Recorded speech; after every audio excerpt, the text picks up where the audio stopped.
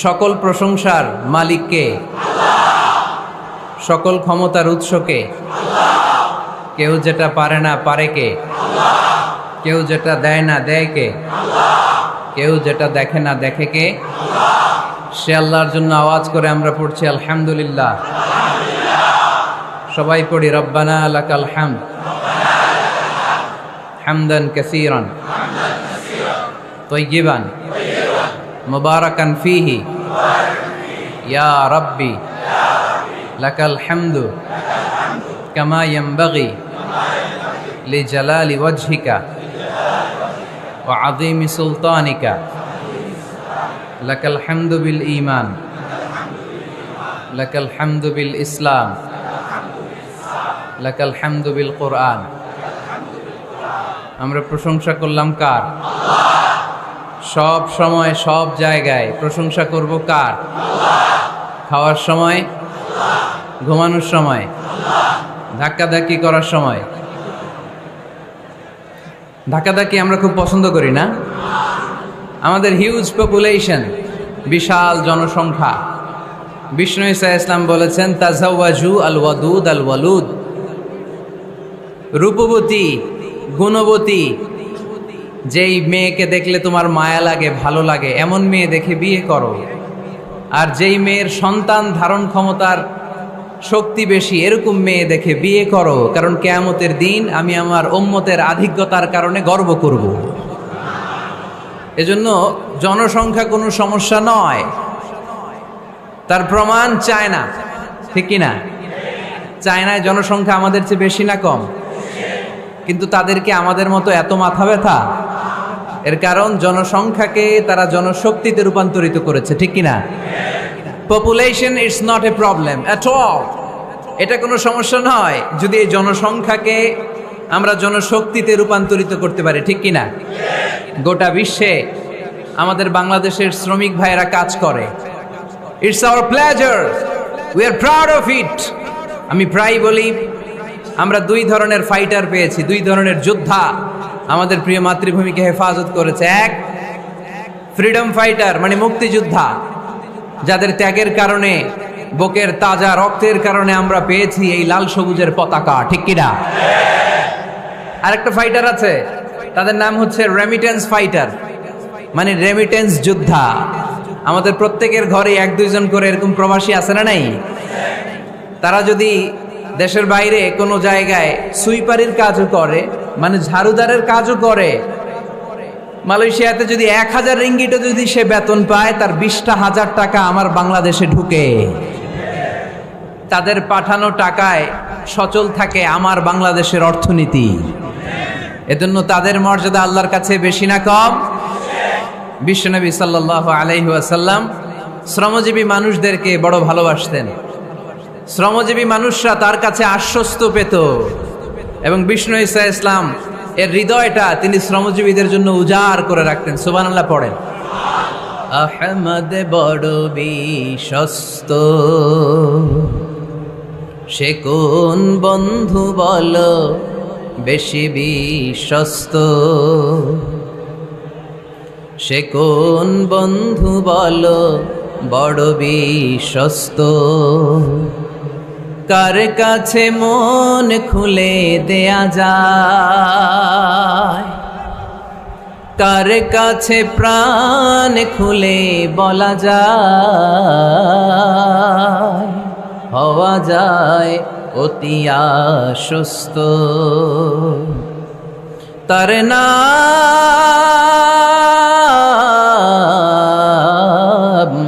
আহমদ বড় বিশ্বস্ত। সুবহানাল্লাহ পড়েন। শ্রমিকদের জন্য দিল দড়িয়া। শ্রমিক সাহাবীদের হাতে হাত রেখে হাত শক্ত দেখলে চোখের পানি ছেড়ে দিতেন, বুকে জড়িয়ে নিতেন। মুসাফা করলে ওই শ্রমিক সাহাবী বিশ্বনবীর হাত থেকে ওই শ্রমিকের হাত সরানোর আগ পর্যন্ত বিশ্বনবী নিজের হাত সরাতেন না। এজন্য যারা শ্রমজীবী তাদেরকে ভালোবাসে কে? তারা মুস্তাজাবুদ দাওয়া, তাদের দোয়া কবুল, কারণ তাদের ইনকামের মধ্যে কোনো ভেজাল নাই। দোয়া কবুল হওয়ার জন্য প্রথম শর্ত হচ্ছে তার ইনকাম হালাল হতে হবে। ইউর ইনকাম শুড বি 100% হালাল। আপনার ইনকামে যদি ঝামেলা থাকে, ভেজাল থাকে, আপনার দোয়া আল্লাহর কাছে কবুল হবে? এখানে আপনারা অনেকেই আছেন, শ্রমজীবী আছেন না? বিভিন্ন ফ্যাক্টরিতে কাজ করেন আশেপাশে, এরকম কারা কারা আসছেন দেখি? আলহামদুলিল্লাহ পড়েন, হাত নামান। ব্যক্তিগত ব্যবসা পরিচালনা করেন, এরকম কারা কারা দেখি? মাশাআল্লাহ মাশাআল্লাহ, আল্লাহ কবুল করো, হাত নামান। এরপর ইউনিভার্সিটির student, first year, second year, third year, fourth year, masters, MPhil, PhD, এই লেভেলে কারা কারা দেখি? মাশাআল্লাহ মাশাআল্লাহ, আল্লাহ তুমি কবুল করো। ইউনিভার্সিটির নিচে এসএসসি, এইচএসসি, দাখিল, আলিম, কওমি মাদ্রাসার বিভিন্ন লেভেলে যারা যারা এসছো দেখি? মাশাআল্লাহ, হাত নামাও। একবারও যারা হাত তোলেন না, এবার তারা হাত তোলেন। আন্নারা কি করেন? শিক্ষকতা করেন। মাশাআল্লাহ, অনেক শিক্ষক প্রাইমারি স্কুল থেকে শুরু করে হাই স্কুলের, কলেজের, ইউনিভার্সিটির অনেক টিচাররা এসেছে। তারপর মাদ্রাসার অনেক সুপাররা এসছে, আইম্মাতুল মাসাজিদ, মসজিদগুলোর ইমাম ভাইয়েরা এসেছে, মুয়াজ্জিন সাহেবরা এসেছে, মুহতামিম সাহেবরা এসেছে, বিভিন্ন পেশার ভাইয়েরা এসেছেন। যারাই আজকে এই মাহফিলে এসে মাহফিলটাকে সার্থক করছে, আল্লাহ তাআলা আমাদের সবার জন্য এই মাহফিলটাকে নাজাতের ওয়াসিলা বানাক। আরো জোরে পড়ি আমিন। ওইদিকে এত আওয়াজ কেন ভাই? কষ্ট হচ্ছে আপনাদের না? আজকে একটু স্যাক্রিফাইস করতে হবে, একটু স্যাক্রিফাইস করতে হবে। দোয়া করে দিব, মোনাজাত করে দিব, দোয়া করে দেই, তা না হলে একটু চুপ থাকতে হবে। একটু চুপ করেন, একটু চুপ করে দেখেন, মাইকের সাউন্ড বাড়বে ইনশাল্লাহ। আর মাইকম্যান কোথায়? তুমি তোমার নুরানি চেহারাটা একটু দেখাও। তুমি মাশাআল্লাহ, একটু স্ট্রং করে দাও, প্রত্যেকটা মাইকেই যাতে স্ট্রং আওয়াজ পৌঁছে, কেউ যাতে আর কমপ্লেইন না করে। আর এই যে হাত জোর করে বলছি, এই যে কাবার গিলাফ ছুঁয়েছে এই হাত, আপনাদের পায়ের মধ্যে রেখে বললাম একটু মেহেরবানি করে চুপ করে, একটু একটু অল্প কয়েক মিনিট কথা বলবো, অল্প কয়েক মিনিট। মানুষ যত বেশি হয় আলোচনা তত ছোট হওয়া উচিত। বিষ্ণু ঈসা ইসলাম বলেছেন, খুতাবুকুম তাবিলা সালাওয়াতুকুম কাসীরা। One of the minor sign before the day of judgment, your Islamic lectures will be very longer and your salah will be very shorter. কিয়ামতের আগে তোমাদের বক্তব্য হয়ে যাবে লম্বা, নামাজ হয়ে যাবে খাটো। এখন আমাদের সমাজে তাই হচ্ছে, ঠিক কিনা? ঘন্টার পর ঘন্টা বক্তব্য হচ্ছে, এক একজন এক এক নিয়তে বক্তব্য শুনতে আসে। কেউ আসে স্লোগান দেওয়ার জন্য, কি দেওয়ার জন্য? কেউ আসে হুজুরকে দেখার জন্য, কেউ আসে হুজুরের কণ্ঠ শোনার জন্য আসে, কেউ আসে সেলফি নিয়ে যাবে। আজকে কি নিয়ে যাবে? আজকেও তুলছে কয়েকটা।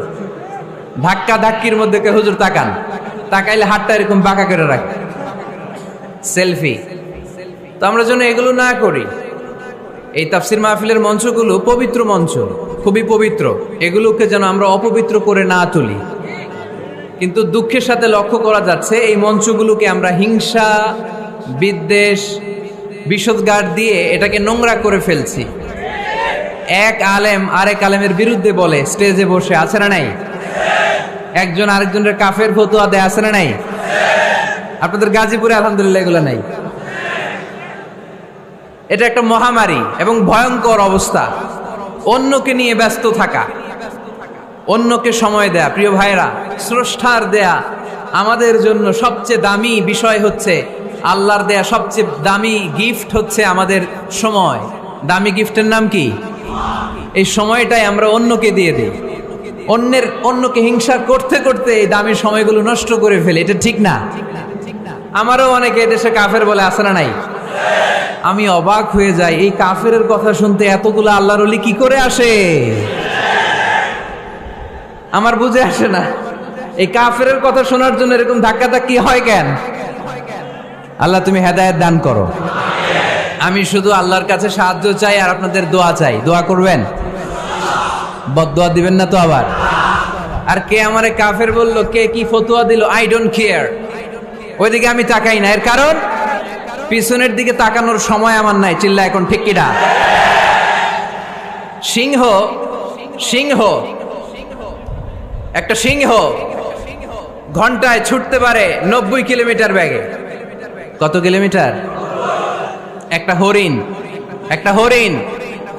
একটা হরিণ ঘন্টায় ছুটতে পারে 100 কিলোমিটার বেগে। তাহলে কে জোরে ছুটে? জোরে বলতে হবে। সিংহ কত কিলোমিটার? হরিণ। তারপরেও হরিণটা 100 কিলোমিটার বেগে ছোটার পরেও সিংহটার কাছে সে ধরা পড়ে যায়।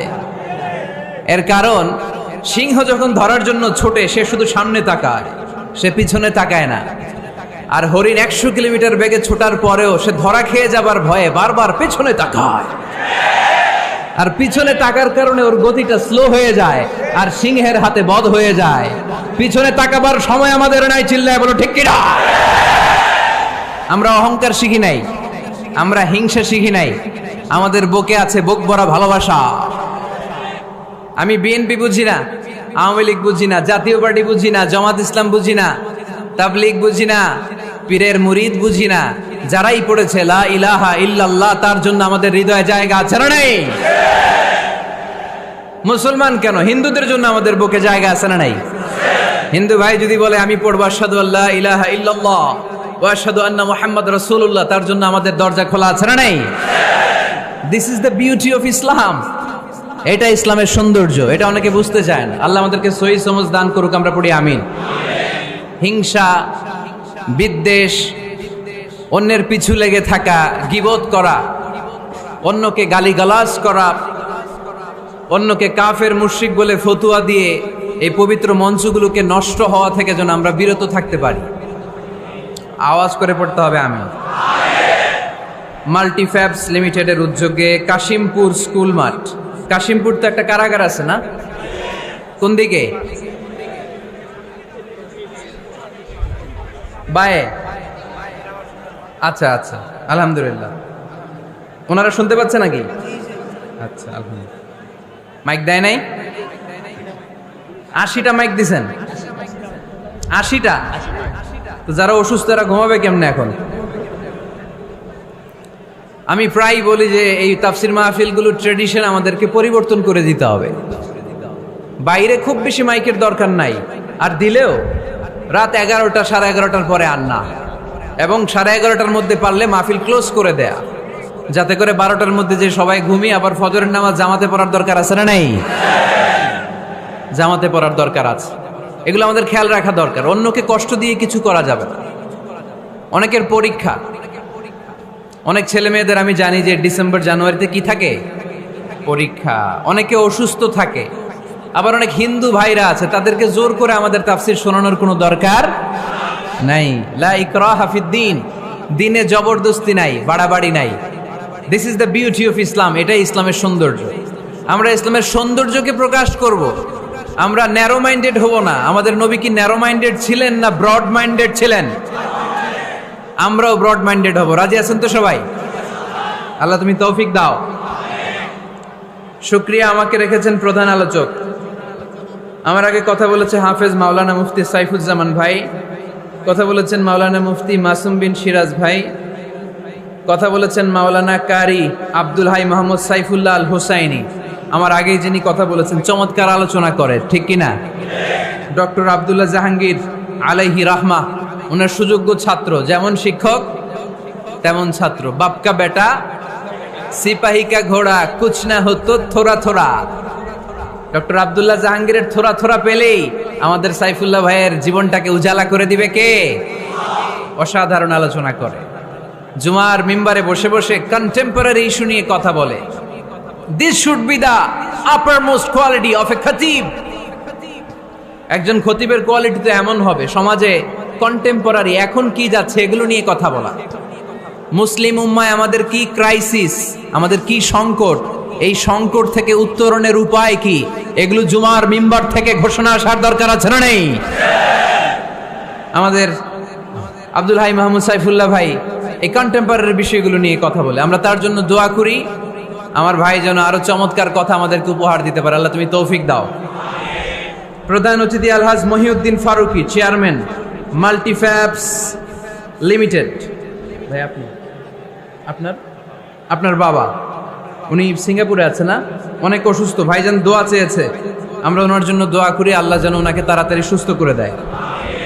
আজকের প্রোগ্রামের সভাপতি হচ্ছে আলহাজ মীর আসাদুজ্জামান তুলা ভাই আসছে দেশের বাইরে, কাউন্সিলর 6 নং ওয়ার্ড গাজীপুর মহানগর গাজীপুর। তারপর ভাইয়ের নামটা ভুলে গেল, ডক্টর মেজবা ফারুকি, পরিচালক মাল্টিফ্যাবস লিমিটেড আছেন, হাফেজ মাওলানা মাসুম বিল্লাহ আছে, জনাব আব্দুল কুদ্দুস। যারাই এই প্রোগ্রামের জন্য কষ্ট করেছেন তাদের সবাইকে আল্লাহ জাযা খায়ের দান করুক, আমরা সবাই পড়ি আমিন। গতকাল রাতে আপনাদের মাননীয় মন্ত্রী মহোদয়ের সাথে আমার ফোন আলাপ হয়েছে, খুব সম্ভবত মুক্তিযুদ্ধ বিষয়ক মন্ত্রী আ.ক.ম. মুজাম্মেল হক সাহেব, খুব ভালো মানুষ। আমি আবার এখন গ্রিন সিগন্যাল না পেলে কোথাও যাই না, মাইকের আওয়াজ যায় না। Okay let me handle the issue. কিরে ভাই, তোমার নাম কি? ওইদিকে একটু ঠিক করো। ঠিক করতেছি, দাঁড়াও একটু ঠিক করতেছি। তোমার টিম পাঠাও। ও তো যাইতে পারবে না, ওরে মাথার উপর দিয়ে উঠায় দিয়েন, পাঠায় দাও, পাশ দিয়ে পাঠায় দাও। একটু ক্রস চেক করো, একটু ডাবল চেক করো মাইকগুলো ঠিক আছে কিনা। বারবার মাঝখানে ডিস্টার্ব হলে তো কথা বলা যাবে না, দেখতেছো? ওকে, 5 মিনিটের মধ্যে ঠিক হয়ে যাবে, আর কথা বলা যাবে না। সম্মানিত সুধী, আমি চাইব অল্প কয়েক মিনিট যতক্ষণ কথা বলি আপনাদের কান দুটো খরগোশের মতো খাড়া করে আমার দিকে রাখতে হবে, পারা যাবে? মাশাআল্লাহ। আমাকে আলোচনার সুন্দর একটা বিষয় দেয়া হয়েছে, সূরা জুমআ আয়াত 10। হয়েছে কি ইয়েস নাকি নো?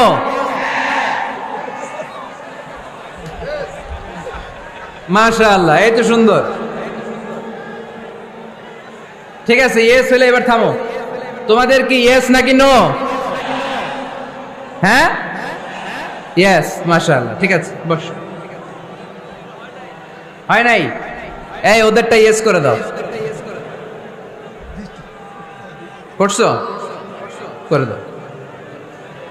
সম্মানিত ভাইরা, এরকম ডিস্টার্ব করলে ইয়েস আর নো বলতে বলতে রাত কেটে যাবে, কাজের কথা কিছুই বলা হবে না, আমার অনেক কিছু বলতে হবে। আপনাদের সহযোগিতা চাই, একটু মেহরবানি করে। ভাইয়েরা, তোমাদেরকে আমি খুব পছন্দ করি, আমি জানি তোমরাও আমাকে পছন্দ করো। আমাদের এই ভালোবাসা দুনিয়ার স্বার্থে নয়। আজকে এখানে বিরিয়ানি দেয়া হবে নাকি? নগদ টাকা দেয়া হবে? একজনকে খুশি করার জন্য আমরা আসি, তিনি কে? সে আল্লাহর সন্তুষ্টির জন্য আজকে একটু স্যাক্রিফাইস করব, কয়েক মিনিটের মধ্যে ঠিক হয়ে যাবে ইনশাআল্লাহ। আমাকে আমাদের ডাক্তার মেজবা ফারুকি ভাই অনেকদিন আগ থেকে ফোন আলাপ হয়, কথা বলে, একটা বিষয় দিয়েছে উনি, সূরা জুমআ আয়াত 10, এবং এই টপিকটা নিয়ে আমি কথা বলতে চাই। প্রতিটি জেলায় জেলায় যেখানে আল্লাহ তাআলা আমাদেরকে কাজের প্রতি উৎসাহিত করেছে, খেটে খাওয়ার জন্য উৎসাহিত করেছে, আমরা বসে বসে খেতে চাই না, আমরা কারো বোঝা হতে চাই না, আমরা নিজের পায়ে দাঁড়াতে চাই। যুবক ভাইরা, রাজি আছো? কার পায়ে দাঁড়াবা? তো এতদিন কার পায়ে দাঁড়াইছো? নিজের পায়ে দাঁড়ানো মানে স্বাবলম্বী হওয়া। কি হওয়া?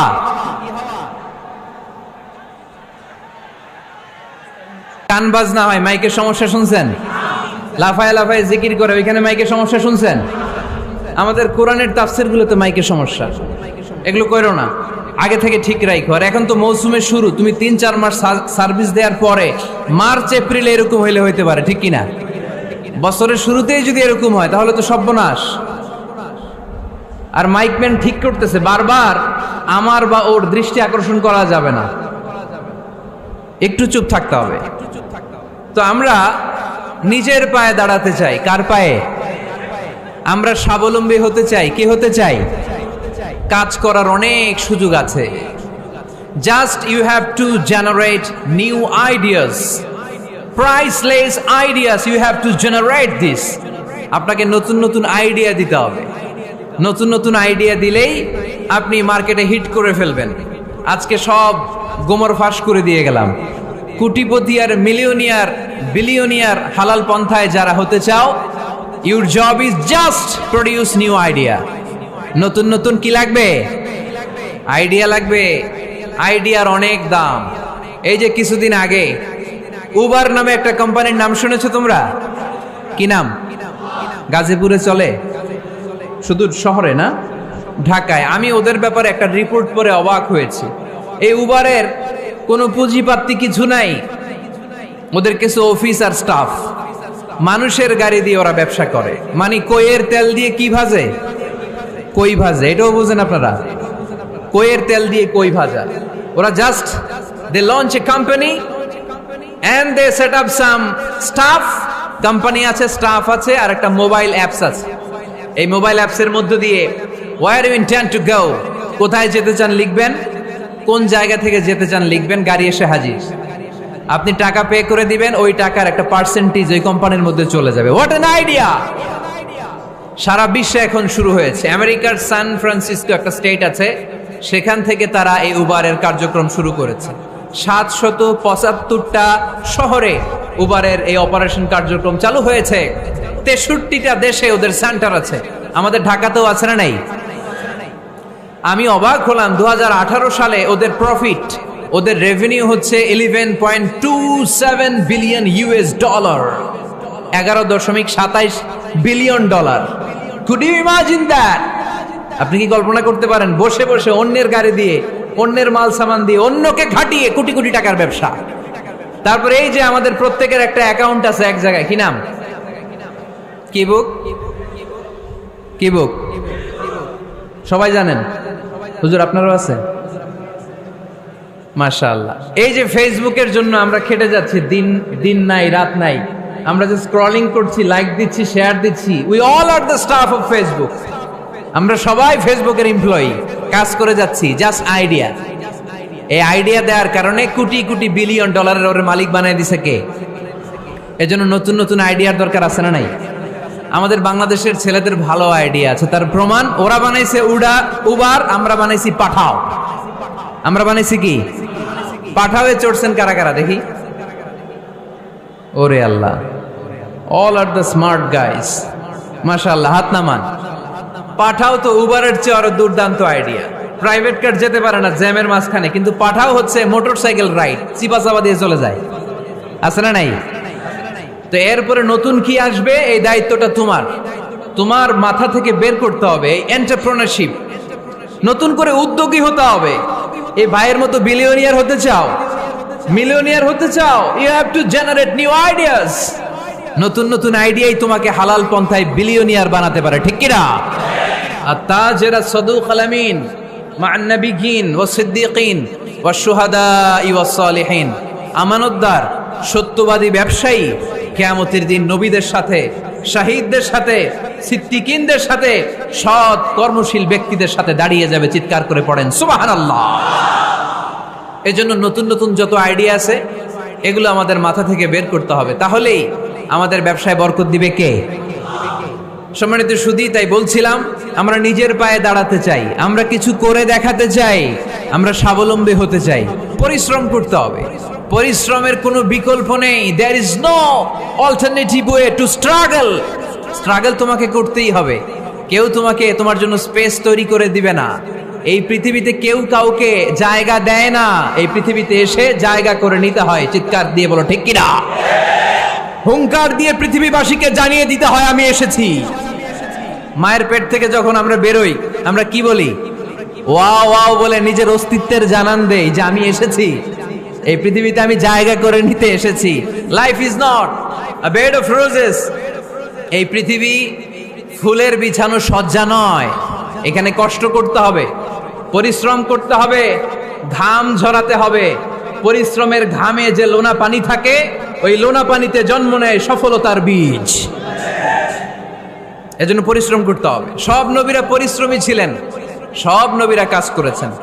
সূরা জুমার এই 10 নম্বর আয়াতে আল্লাহ তাআলা আমাদেরকে মোটিভেট করে শিখাতে চেয়েছেন যে স্বাবলম্বী হও, নিজের পায়ে দাঁড়াও, কাজের সময়ে কাজ, নামাজের সময়ে নামাজ।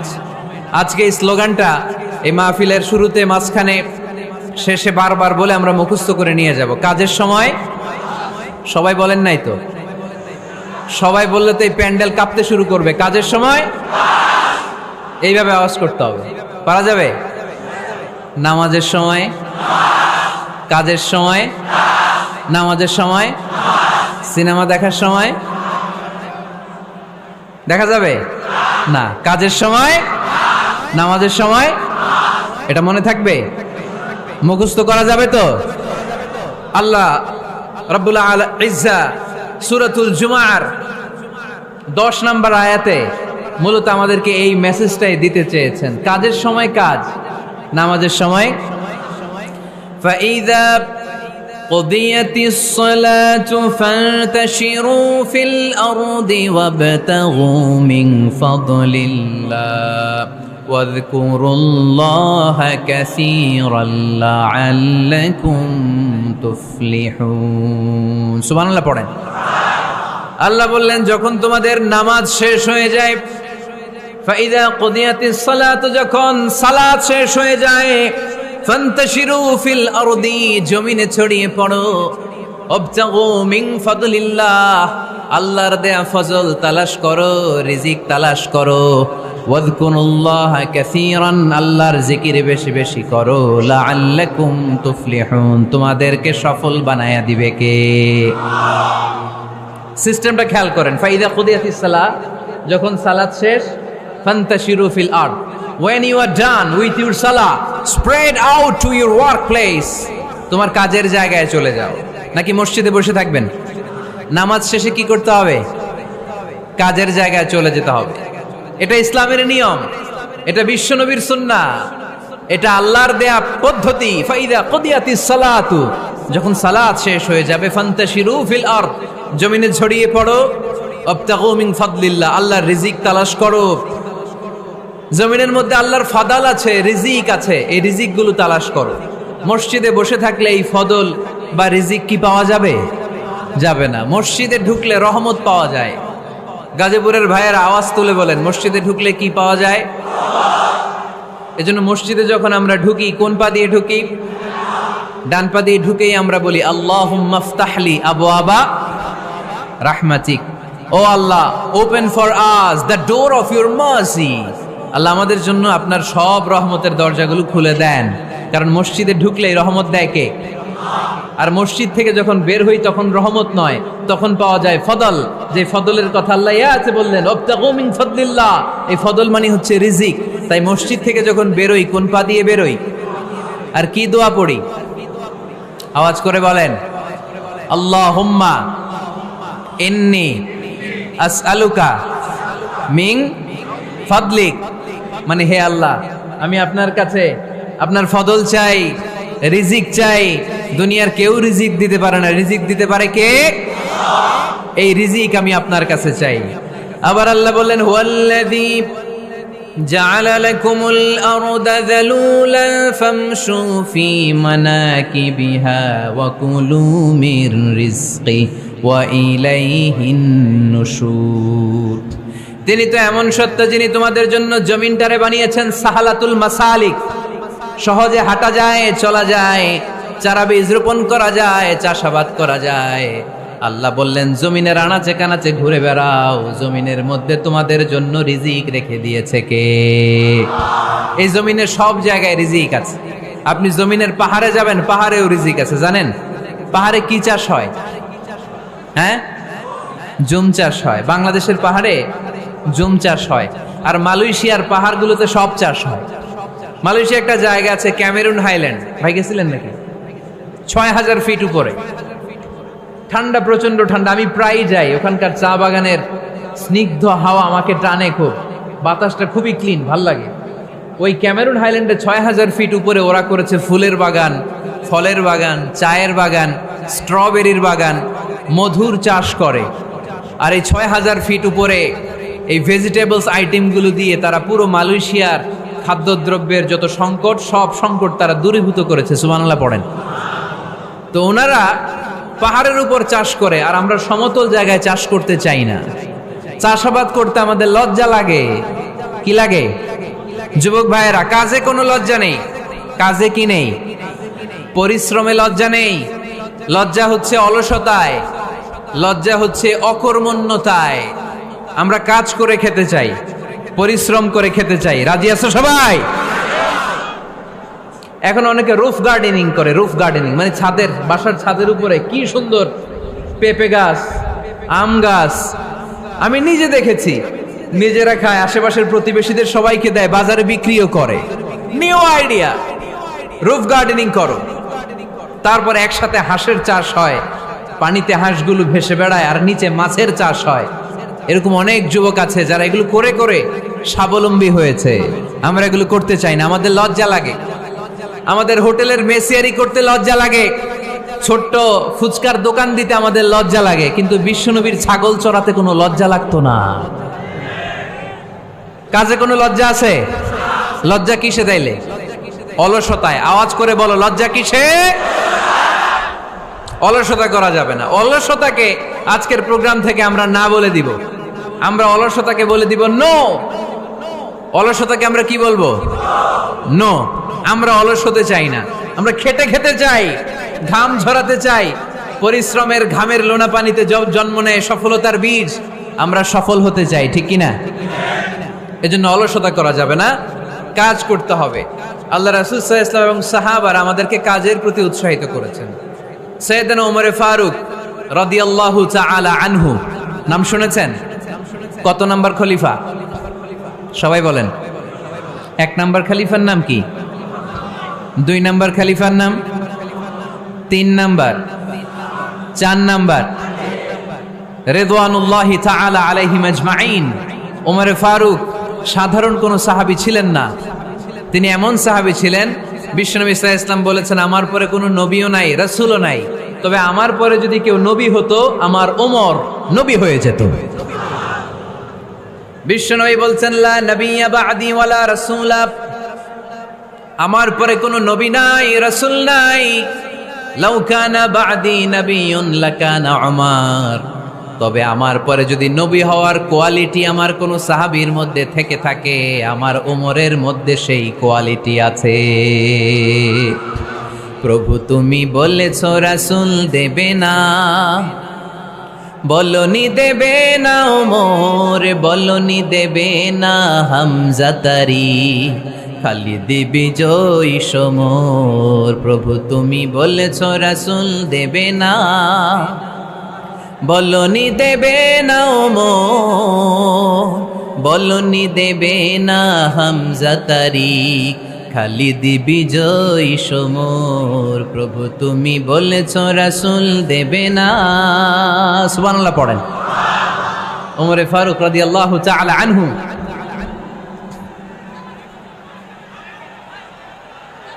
ভাইজান, দোয়া করে দেই, কষ্ট হচ্ছে অনেক। শেষ করে দিব, আলোচনা শেষ করে দিব। আর কয়েক মিনিট শুনবেন, শুনবেন, শুনবেন তো। বারবার এরকম আওয়াজ করলে কি শোনা যাবে? এই ছেলেরা, এই অডিও শোনো না তোমরা? অডিও, অডিওতে চেহারা দেখা যায় নাকি? বসো, তোমরা অডিও শুনবে, এরা ভিডিও দেখবে। বসো, আওয়াজ নাই। আমি শুরুতেই বলেছি কানগুলো খরগোশের মতো খাড়া করে শোনো। অডিও রেকর্ডের মধ্যে কি চেহারা দেখা যায়? এখানে যারা দেখতে পান ওই দিকে তাকা, ওই যে, ওই যে ওখানে প্রজেক্টর আছে। আওয়াজ করা যাবে না। আলোচনার মাঝখানে বক্তাকে এত ডিস্টার্ব করলে বক্তা তার আলোচনার ফ্লো হারিয়ে ফেলে। সে কি বলছিল এটা সে ভুলে যায়। সে মাথার মধ্যে কি কি পয়েন্টস, কি কি মেসেজগুলো শেয়ার করার জন্য সে আগাচ্ছিল এটা সে ভুলে যায়। এজন্য আর কয়েক মিনিট কথা বলবো, আর কষ্ট দিব না আপনাদেরকে, একটু চুপ থাকবেন। দ্বিতীয় খলিফার নাম কি ছিল? সবাই বলেন, কি নাম? সাইয়েদনা ওমর ফারুক রাদিয়াল্লাহু তাআলা আনহু। ওনারে মুনাফিকরা খুব ভয় পেত। কারা? মুনাফিক চিনেন তো? ভিতরে এক বাইরে আরেক, তার নাম? সবাই বলেন, ভিতরে এক বাইরে আরেক, তার নাম মুনাফিক। ইউযহিরু খিলাফা মা ইউবতিন, আরবিতে কি বলে? ইউযহিরু খিলাফা মা ইউবতিন, প্রকাশ করে একটা, ভিতরে আরেকটা। ভিতরে এক বাইরে আরেক, তার নাম? সবাই বলেন, ভিতরে এক বাইরে আরেক, তার নাম? আমরা কি মুনাফিক হতে চাই?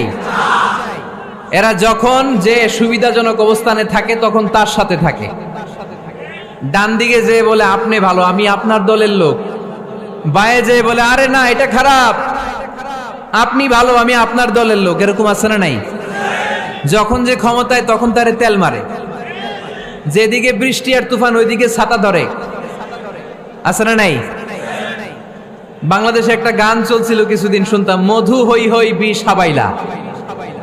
সূরাতুল মুনাফিকুনের তাফসীর বোঝানোর জন্য এটা আমার জন্য খুব সহজ ছিল। মধু হই হই বিষ হাবাইলা, বলে মধু, বলে কি বাটির মধ্যে নিয়ে আসছে, বলে এটা মধু, বলে কি আসলে এটা কি? জোরে বলেন। আমরা কি মুনাফিক হতে চাই? না, আমরা কি হতে চাই? মুনাফিকরা হচ্ছে এদিকেও যায় না আবার ওদিকেও যায় না, মুযাবযাবিন, they all the time long in dilemma, they don't know where to go, they don't know where to proceed, কোন দিকে যাবে জানে না, ডানেও না বায়েও না, নেহি এদার নেহি ওদার, দারমিয়ান মে সাদার বাদার। এরকম আছে না? না, উপর দিয়ে ফিটফাট, ভিতর দিয়া সদরঘাট। সদরঘাট এখনো ফিটফাট হয় নাই। তো এই মুনাফিকের অবস্থা হচ্ছে উপরে ফিটফাট, ভিতরে সদরঘাট। আমরা কি মুনাফিক হতে চাই? কি হতে চাই? মুমিন হতে চাই। এই মুনাফিকের দলগুলো মদিনাতুল মুনাওয়ারাতে ওমরে ফারুককে খুব ভয় পেত। ওমরে ফারুককে দেখলে তারা থারথার করে কাঁপতো। শুধু মুনাফিকরাই নয়, খোদ ইবলিস শয়তানও সাইয়েদনা ওমরে ফারুককে দেখলে ভয় পেত। আমরা আমাদের ছেলে মেয়েদেরকে যদি খাবার না খায়, আমরা কি বলি? আম্মু খাবার খাও। কি আসবে? ভূত আসবে, বিড়াল আসবে, বাঘ আসবে। এগুলো গাজীপুরে বলে না বোধহয়। আপনাদের ছোট্ট মেয়েটা যদি রাত্রে খেতে না চায়, আপনারা লোকমা তুলে কি বলেন? এই তাড়াতাড়ি খাও, কি আসবে? ভূত, ভূত আসবে। তো মদিনার সমাজে মদিনার ছোট্ট কচিকাচা সোনারমণিরাও রাতে খেতে চাইতো না। মদিনাতুল মুনাওয়ারার মায়েরা রাত্রিবেলা খাবার নিয়ে বাচ্চাদেরকে বলতো, মা তাড়াতাড়ি খাও, হা হুয়া ইয়াতি উমর, ওই যে উমর আসতেছে, উমর ইসলামের দ্বিতীয় খলিফা।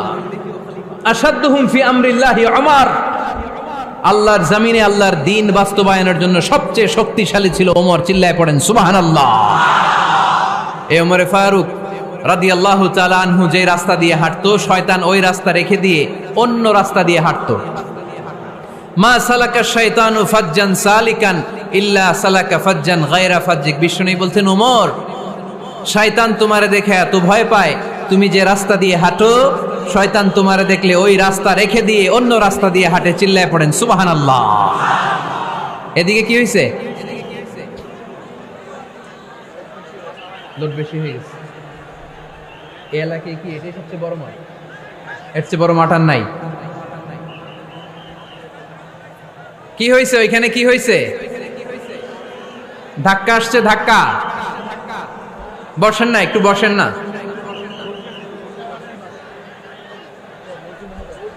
মন্ত্রী মহোদয় আসছে? মন্ত্রী মহোদয় আসতেছে উনি? মাশাআল্লাহ। উনি তো কষ্ট হয়ে যাবে, তো আসবে কিভাবে? দেখি একটু জিকির করি, লা ইলাহা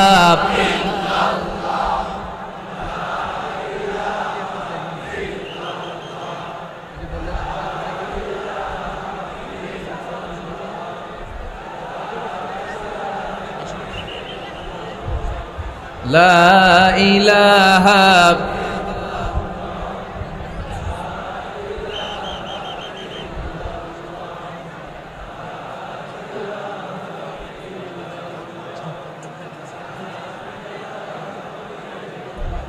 সুবহানাল্লাহ আলহামদুলিল্লাহ লা ইলাহা ইল্লাল্লাহ সুবহানাল্লাহ।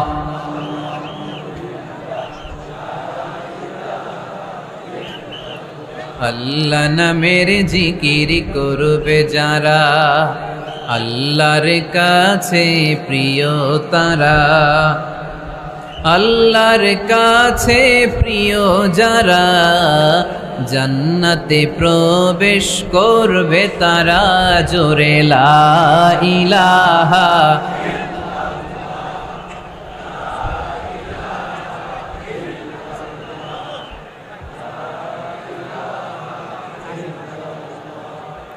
লা ইলাহা ইল্লাল্লাহ লা ইলাহা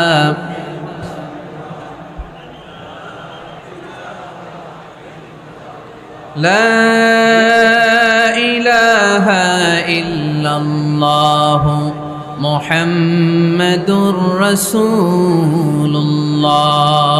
সাল্লাল্লাহু আলাইহি ওয়াসাল্লাম। সাইয়েদনা ওমর ফারুক মসজিদে নববীর ইমাম। মসজিদে নববীর কি ইমাম? আপনারা শুনতেছেন? এই ছেলেরা বসে যাও, বসে যাও, বসে যাও, বসে যাও। সাইয়েদনা ওমর ফারুক মসজিদে নববীর ইমাম। এদিকে তাকান, আমার দিকে তাকান, আমার দিকে তাকান। উনি প্রত্যেক নামাজের ইমামতি করতে আসতেন মসজিদে নববীতে। জোহরের নামাজে ইমামতি করলেন। ইমামতি করে দেখলেন নামাজ শেষ, সবাই বের হয়ে চলে যায়। এটাই ইসলামের নিয়ম, ঠিক কি না? ফাইদা কুদিয়াতিস সালাতু ফান্তাশিরু ফিল আরদ ওয়াবতাগু মিন ফাদলিল্লাহ। নামাজের সময় খায়া ফেলাইছি, নামাজের সময় কাজের সময়, নামাজের সময় কাজের সময়। ফাইদা কুদিয়াতিস সালাহ, যখন নামাজ শেষ হয়, ফান্তাশিরু ফিল আরদ, জমিনে ছড়িয়ে পড়ো। এটা ইসলামের আইন। তার মানে আল্লাহ বোঝাতে চাইলেন নামাজের সময় মসজিদে চলে যাও। নামাজ যখন শেষ হয়ে যাবে, শিক্ষক চলে যাবে স্কুলে, কৃষক চলে যাবে ফসল খেতে, মেম্বার অব দ্য পার্লামেন্ট চলে যাবে সংসদ ভবনে, ব্যবসায়ীরা চলে যাবে শপিং মলে, ঠিক কি না? কাজে চলে যাও। ওমর ফারুক নামাজের ইমামতি করিয়ে নামাজ শেষ করলেন। সবাই চলে গেল। ইয়ামান দেশ থেকে আসা কিছু লোক গোল হয়ে বসে আছে, জিকির আজকার করে, ইবাদত করে। এরা যায় না। এরা কি করে না? যায় না। আসরের নামাজে সাইয়েদনা ওমর ফারুক রাদিয়াল্লাহু তাআলা আনহু নামাজের ইমামতি করলেন। নামাজ শেষ, সবাই চলে যায়, এরা যায় না। মাগরিবের নামাজের পরেও এরা যায় না। এশার সালাতের পরেও এরা যায় না। এশার পরে উনি ধরলেন, মা বালুকুম মা খাতবুকুম, হোয়াটস রং উইথ ইউ ম্যান? তোমাদের কি সমস্যা? জোহর, আসর, মাগরিব, এশা প্রত্যেক সালাতের পরে সবাই যার যার কাজে চলে যায়, তোমরা যে যাও না? বাড়ি কই? বলি ইয়ামান। তো বসে থাকো কেন? কি করো? কই জিকির করি। কি করি? কি করি? জিকির আজকার করি, তাসবিহ তাহলিল পড়ি, ইবাদত করি। তো তোমরা যে যাও না, তোমাদের খাবার দেয় কে? খাবারের ব্যবস্থা হয় কোত্থেকে? তারা বলল, আমাদের জিকির দেখে, আমাদের বুজুর্গি দেখে আশেপাশের লোকেরা পাতিল ভরে খাবার নিয়ে আসে, ওই খাবার আমরা খাই। নাহনু আল মুতাওয়াক্কিলুনা আলাল্লাহ, আমরা আল্লাহর উপর তাওয়াক্কুল করে এখানে বসে থাকি। ওমর ফারুক বললেন, সর্বনাশ, তোমরা যদি মুতাওয়াক্কিলুনা আলাল্লাহ হও তাহলে কেমনে হবে? তোমরা তো মুতাওয়াক্কিলুনা আলাল্লাহ নাও, তোমরা হচ্ছে আল মুতাওয়াক্কিলুন বা'দুকুম আলা বা'দ, আল্লাহর উপর তাওয়াক্কুলকারী নয়। তোমরা যারা পাতিলের মধ্যে করে খাবার নিয়ে আসে তাদের উপর তাওয়াক্কুল করে বসে আছো, ঠিক কি না? তোমাদের জিকিরও চলে, আবার মাথায় টেনশনও চলে, পাতিল কি ছোট আসবে না বড় আসবে, খাবারে আমার ভাগেরটা থাকবে কি থাকবে না, টেনশন আছে না নাই? কারণ অন্যের উপর নির্ভরশীল, নিজেরা রান্না করে নাই, নিজে তো বাজার করে নাই, নিজের তো অ্যারেঞ্জমেন্ট বলতে কিছু নাই, আরেকজন যা দিয়ে যাবে ওইটা খাবে। ওমর ফারুক বুঝালেন, আরে বোকা, এটারে তাওয়াক্কুল বলে না। তোমার সাধ্যে যতটুকু আছে তার সবটুকুন করার পরে তুমি তাওয়াক্কুল করবে একজনের উপর, তিনি কে? এক সাহাবী বললেন, ইয়া রাসূলুল্লাহ, ইয়া হাবিবাল্লাহ সাল্লাল্লাহু আলাইহি ওয়াসাল্লাম, আমি অনেক দূর থেকে সফর করে এসেছি, এই যে আমার ওটের রশিটা, এটা ছেড়ে দিয়ে যদি আমি ঘুমিয়ে যাই, আল্লাহর উপর তাওয়াক্কুল করি, আমার ওটটা বসে থাকবে নাকি? বিষ্ণু বললেন, না, এটারে তাওয়াক্কুল বলে না। ওটের রশি রেখে দিয়ে ঘুমাইলে তোমার উট দৌড় দিবে। এ আকিলহা সুম্মা তাওয়াক্কাল আলাল্লাহ, ওটের রশিটা আগে দড়ি দিয়ে ভালো করে গাছের সাথে বাঁধো, তারপরে তাওয়াক্কুল করবো একজনের উপর, তিনি কে? আগে বাঁধতে হবে, তারপরে তাওয়াক্কুল। আগে কাজ করতে হবে, তারপরে তাওয়াক্কুল। এক লোক বড় হুজুরের কাছে দোয়া চাইছে, হুজুর আপনি দোয়া করবেন আল্লাহ যেন আমার একটা ছেলে সন্তান দেয়। কি দেয়? কথা বুঝে নাই বোধ হয়। কি দেয়? ছেলে সন্তান দেয়। তো হুজুর অনেক দোয়া করে দিছে, বড় হুজুর, আল্লাহ তারে তুমি ছেলে সন্তান দিও। তো ছেলে সন্তান হয় নাই। তার পরের বছর এসে আবার হাজির, হুজুর একটু দোয়া করেন আমার জন্য আল্লাহ একটা ছেলে সন্তান দেয়। হুজুর আবার দোয়া করলেন, কিন্তু ছেলে আর হয় নাই, পরের বছর এসে আবার হাজির। কি দোয়া করব বাপ? বলে হুজুর দোয়া করেন আল্লাহ যেন আমার একটা ছেলে সন্তান দেয়। হুজুর আবার দোয়া করলেন, এর পরের বছর এসে আবার হাজির। কয় হুজুর ছেলে সন্তান। হুজুরকে ঘটনা কি, ঘটনা কি, এর সন্তান হয় না কেন? বললো বাবা তুমি কি বিয়ে করছো? কয় না। তো বেটা বিয়ে না করলে তোর সন্তান হবে কোত্থেকে? আগে তো বিয়ের পর্বটা সার, তারপরে তাওয়াক্কুল করবি কার উপর? বিষ্ণু বললেন তাগদু খিমাসান তারুহু বিতানান, পাখিগুলোর মতো যদি সকালবেলা তাওয়াক্কুল করে বের হয়ে যাও, প্রতিটা পাখি, আপনাদের গাজীপুর এলাকায় পাখির বাসা আছে নাকি? কি পাখি আছে? বাবুই পাখি, হ্যাঁ কি পাখি? সব আছে। তো এই পাখিগুলো এই গাজীপুরের বিভিন্ন গাছপালার উপরে যে নিড বানিয়েছে বাসা, দেখবেন সকাল বেলায় এই পাখিগুলো আল্লাহর উপর তাওয়াক্কুল করে বের হয়ে যায়। এই পাখিগুলো জানে কোন জায়গায় ওর রিজিক আছে। এই পাখিগুলোর রিজিকের ব্যবস্থা করলো কে? সারাদিন শেষে পাখিগুলো আবার ওদর পূর্তি করে এই পাখিগুলোর নিডে ফিরিয়ে দেয় কে? জানে না কোথায় খাবার আছে।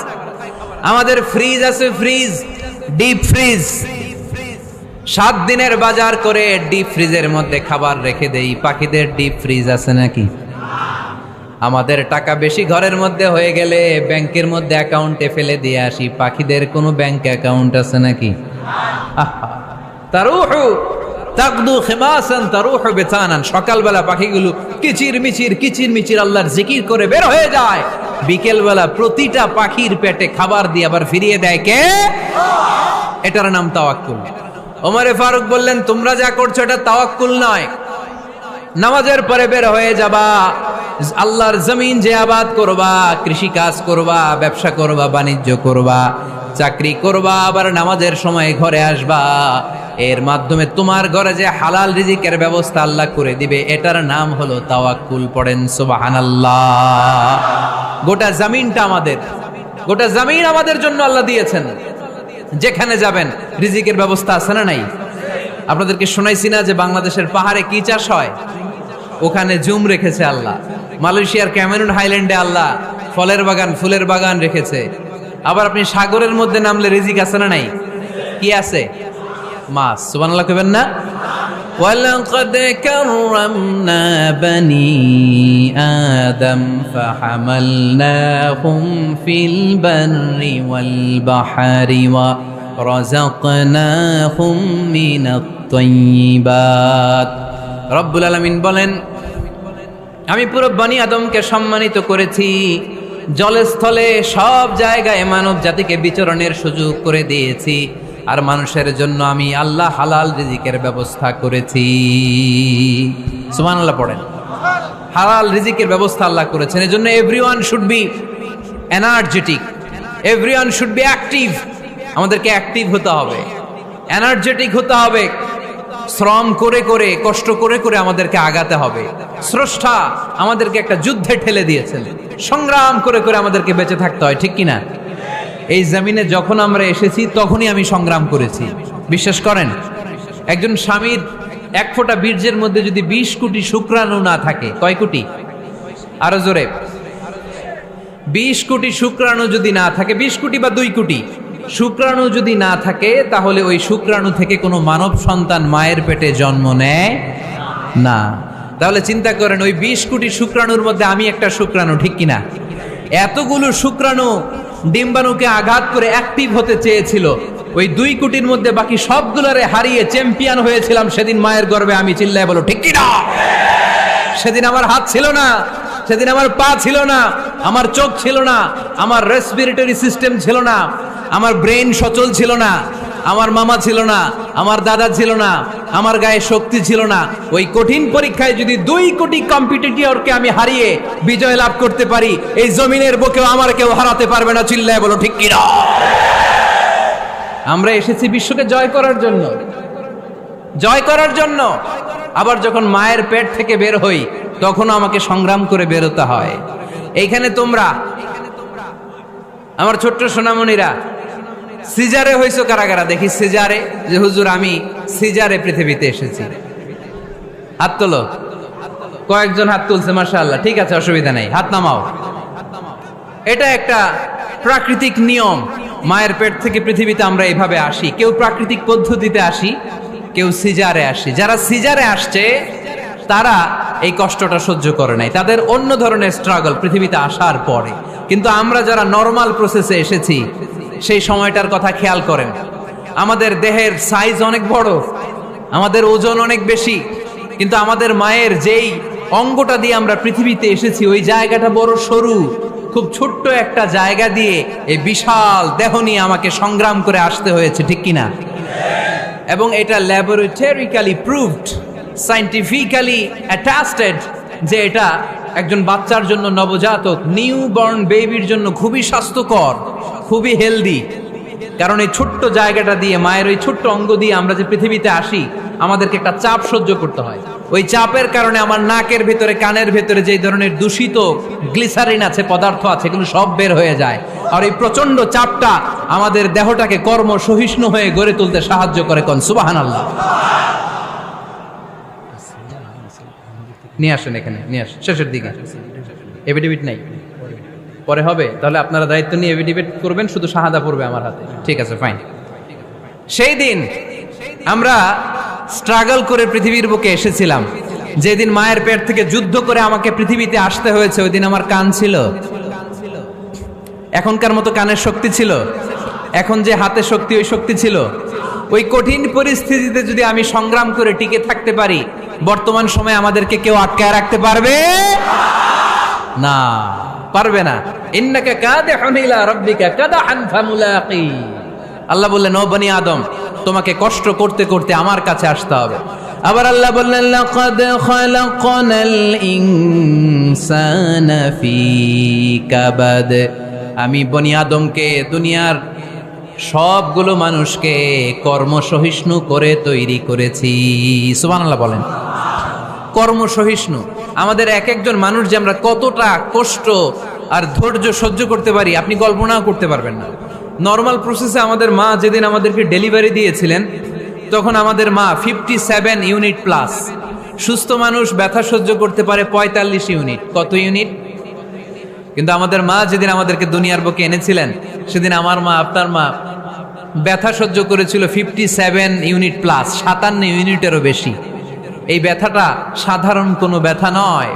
একটা অ্যাক্সিডেন্টে আপনার দেহের 20টা হাড় বা হাড্ডি ভেঙে গেলে যত ব্যথা, তার চেয়েও বেশি ব্যথা আমার মা সহ্য করেছিলেন। আমার মাকে ওই দিন এই ব্যথাগুলো সহ্য করার তৌফিক দিয়েছিলেন কে? তাহলে কি পরিমাণে কষ্ট সহিষ্ণুতা আর কর্ম সহিষ্ণুতা নিয়ে যে আমরা জন্মাই, আমাদের কোনো ধারণাই নাই। এজন্য আমি প্রায় বলি, ছেলে মেয়েদেরকে, সন্তানকে ননির পুতুল করে গড়ে তুলবেন না। ছেলে মেয়েদেরকে কষ্ট সহিষ্ণু করে গড়ে তোলেন। প্রতিকূল পরিবেশে কি করে নিজের অস্তিত্ব জানান দিতে হয়, এমন করে আমরা আমাদের মুসলমান সন্তানদেরকে গড়ে তুলবো। চিল্লায় বলেন ঠিক কি না? লাকাদ খালাকনাল ইনসানা ফি কাবাদ। আমি মানুষকে দুঃখ কষ্টের মধ্যে তৈরি করেছি। আসসালামু আলাইকুম। আল্লাহ আছে, আপনার সাথে ফোনে কথা হয়েছিল? মোহতারামকে একটা চেয়ার দেন। আছে? দেন দেন, ছোট্ট কি আছে?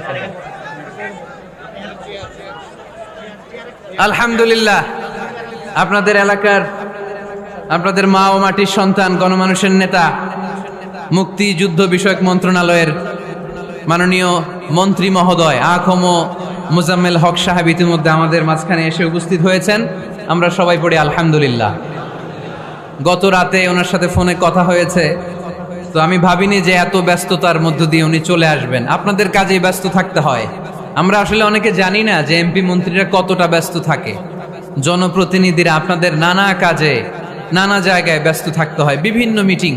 ওই দিনে আমি কুমিল্লা জেলার ডিসি সাহেবের সাথে একটা মিটিং ছিল, দেখলাম যে অনেক লোক ওখানে ভিড় করে আছে। আমি যে ছোট্ট একটা সালাম বিনিময় করব, মিটিংটা সারবো, সুযোগই হচ্ছিল না। অনেক ব্যস্ত থাকে ওনারা। তারপরেও ওনাদের ব্যস্তমুখর মূল্যবান সময়গুলো থেকে কিছু সময় আমাদের জন্য দিয়ে আজকের প্রোগ্রামে হাজির হয়েছে। আমরা মোবারকবাদ জানাই। সম্মানিত সুধী, আমরা বলছিলাম কাজের সময়, আরো জোরে বলতে হবে, কাজের সময়, নামাজের সময়, আর ভরসা করতে হবে একজনের উপর। তিনি কে? কাজে কোনো লজ্জা আছে? লজ্জা কিসে? অলসতায়। আমরা অলস হতে চাই না। রসুল বাপ্তালে দুঃখানু শয়তান, অলস মস্তিষ্ক শয়তানের আড্ডাখানা। আমরা নিজের পায়ে দাঁড়াতে চাই, আমরা স্বাবলম্বী হতে চাই। আমরা সাস্টেইনেবল ডেভেলপমেন্ট গোলের পক্ষে, আমরা মিলেনিয়াম ডেভেলপমেন্ট গোলের পক্ষে, আমরা বাংলাদেশকে উন্নতির শিখরে নিয়ে যাওয়ার পক্ষে। চিল্লায় বলেন ঠিক কিনা? আমরা আগে দুনিয়ার কল্যাণ চাই, এটা ইসলামের নিয়ম। আগে কি আখেরাত চাই না আগে দুনিয়া চাই? জোরে বলেন। আরে দুনিয়াতে ভালো থাকলেই তো আখেরাতে ভালো থাকবেন। এজন্য আল্লাহ আমাদেরকে শিখালেন, পড়ো রব্বানা আতিনা ফিদ দুনিয়া হাসানাহ ওয়া ফিল আখিরাতি হাসানাহ ওয়া কিনা আযাবান নার। আয় আমাদের রব, এই দুনিয়ার বুকে আপনি আমাদেরকে কল্যাণ দেন, আখিরাতের বুকে আপনি আমাদেরকে কল্যাণ দেন, আগুনের শাস্তি থেকে আল্লাহ আপনি আমাদেরকে বাঁচিয়ে দেন। পড়ে না আমিন। তাহলে আগে দুনিয়া, তবে দুনিয়াকে হৃদয়ে স্থান দেয়া যাবে না। দুনিয়াকে বশ করে হাতে নিব, কিন্তু হৃদয়ে থাকবে আখিরাত। জোরে বলতে হবে ঠিক কি না? নিজ হাতে উপার্জিত সম্পদের চেয়ে শ্রেষ্ঠ কোনো সম্পদ আর হতে পারে না। আমার দিনমজুর ভাইয়েরা, কুলি মজুর ভাইয়েরা, রিক্সাওয়ালা ভাইয়েরা, ফ্যাক্টরি ওয়ার্কার যারা, আপনারা আল্লাহর কাছে অনেক সম্মানিত। আপনাদের উপার্জন হালাল। আপনাদের এক পা এমনি জান্নাতে ঢুকে আছে। এখন শুধু এক পা ঢুকাইলে চলবে? পা কয়টা? আরেকটা ঢুকানোর দরকার আছে না নাই? আপনাদের উপার্জন হালাল। আপনারা 5 ওয়াক্ত সালাত পড়বেন, মানুষের হক নষ্ট করবেন না, আব্বা আম্মার দোয়া নিবেন। দ্বিতীয় পাটাও জান্নাতে ঢুকায় দিবে কে? মা আকালা আহাদুন তুআমান কত্তু খায়রুম মিন আইয়াকুলা মিন আমালি ইয়াদিহি। নিজের হাতে উপার্জিত সম্পদের চেয়ে, খাবারের চেয়ে শ্রেষ্ঠ সম্পদ আর হতে পারে? আমার রিকশাওয়ালা ভাই, তার উপার্জন হালাল না হারাম? আমার কুলি মজুর ভাই, উপার্জন হালাল না হারাম? মাথার ঘাম পায়ে ফেলে ফ্যাক্টরি ওয়ার্কাররা যে বেতনটা পায়, এটা হালাল না হারাম? তাদের দোয়াকে কবুল করে নিবে কে? এজন্য যুবক ভাইরা, never under estimate any job. কোন জবকে, কোন চাকরিকে ছোট করে দেখার সুযোগ নাই। কারণ আমার উপার্জন হালাল হলেই ওই হালাল উপার্জনে বরকত দিবে কে? Whether it's the small or big, you don't care. এটা তোমার কেয়ার করার দরকার নাই। চাকরি পেলেই একটা ঢুকে যাবা, চাকরি পেলেই ঢুকে যাবা। কারণ আমাদের চাকরির বাজার মন্দা। আমাদের বাংলাদেশ, ভারতে কোন একটা চাকরির জন্য চেয়েছে 8 পাস, ওইখানে অ্যাপ্লাই করে ডক্টরেট ডিগ্রি দাঁড়িয়ে আসে না নাই? এত কষ্ট করে চাকরি পাওয়া পৃথিবীর কোথাও লাগে না। কারণ আমাদের পপুলেশন বেশি, তাই চাকরির জন্য আমাদের বসে থাকা লাগবে না। আমাদেরকে উদ্যোক্তা হতে হবে, আমাদের এন্টারপ্রেনার হতে হবে। শুরুতে যেটা বলেছিলাম, আমাদের আইডিয়াকে কাজে লাগাতে হবে, ঠিক কিনা? আর যাই করব আমরা ভালোভাবে করব। ভালোভাবে করলে ওই কাজে বরকত দেয় কে? ভালোভাবে করার জন্য আল্লাহ তাআলা সূরাতুল মুলকে আমাদেরকে গাইডলাইন দিয়েছেন। রব্বুল আলামিন বলেন, আল্লাযী খালাকাল মাউতা ওয়াল হায়াতা লিয়াবলুয়াকুম আইয়ুকুম আহসানু আমালা। তিনি এমন সত্তা যিনি তোমাদের তৈরি করেছেন, জীবন আর মৃত্যুকে তৈরি করেছেন এই জিনিসটা পরীক্ষা করবার জন্য, তোমাদের মধ্য থেকে কে ভালোভাবে কাজ করে। সুবহানাল্লাহ। কে বেশি আমল করে, আল্লাহ এটা বলছে, নাকি কে ভালো আমল করে? কথা কি বুঝতেছেন? যদি বেশি আমল করার কথা আল্লাহ বলতো, তাহলে এই আয়াতটা হতো লিয়াবলুয়াকুম আইয়ুকুম আকসারু আমালা। কিন্তু আল্লাহ কি এই আয়াতে আকসারু আমালা বলেছে? আলেম যারা আছেন তারা আমার সাথে সাথে বলেন, আল্লাহ কি আকসারু আমালা বলেছে?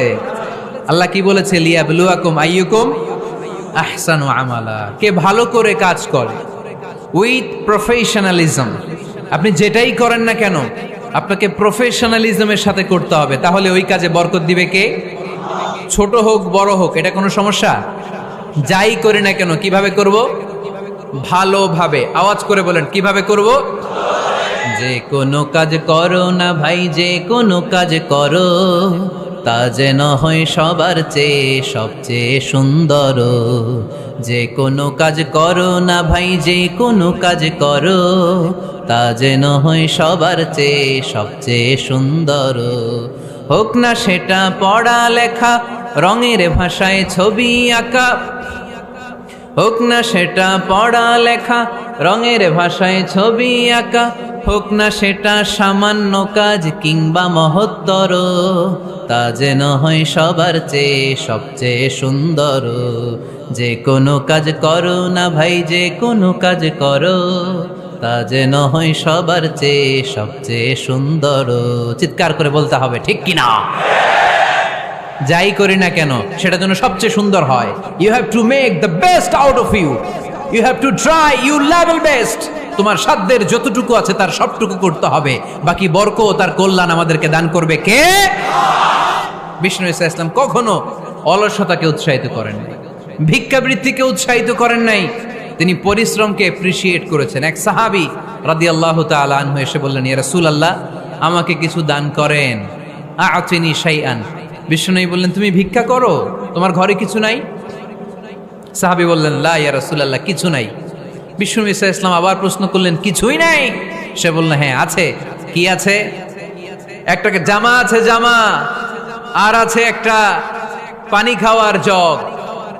দুইটা জিনিস আছে, একটা কি আর একটা পানি খাওয়ার জগ। বিষ্ণু বললেন, দুইটা নিয়ে আস।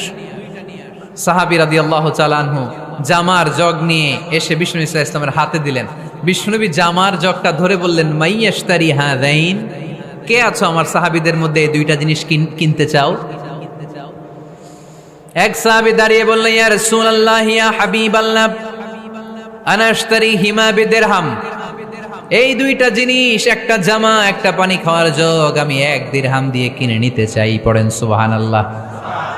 বিশ্বনবী বললেন, 1 দিরহাম তো কম হয়ে যায়, 1 দিরহামের চেয়ে বেশি দিয়ে কেনার মতো যদি কেউ থাকে একটু হাত তোলো। মাইয়াজিদু আলা যালিক, এর চেয়ে বেশি দাম দিয়ে কেনার মতো কেউ আছো নাকি?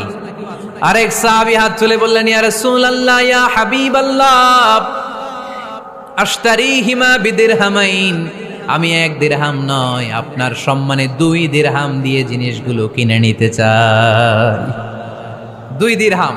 বিষ্ণু বললেন, ওকে ফাইন, ডান, 2 দিরহামে বিক্রি হয়ে যাবে। দিয়ে দেয়া হলো। 2 দিরহাম নিয়ে বিষ্ণু ইসলাম ওই আগন্তুক ভিক্ষুক সাহাবীর হাতে দিয়ে বললেন, যাও, 1 দিরহাম দিয়ে তোমার পরিবার পরিজনদের জন্য খাবার কিনে নিয়ে যাও, আর 1 দিরহাম দিয়ে একটা কুঠার কিনে নিয়ে আসো।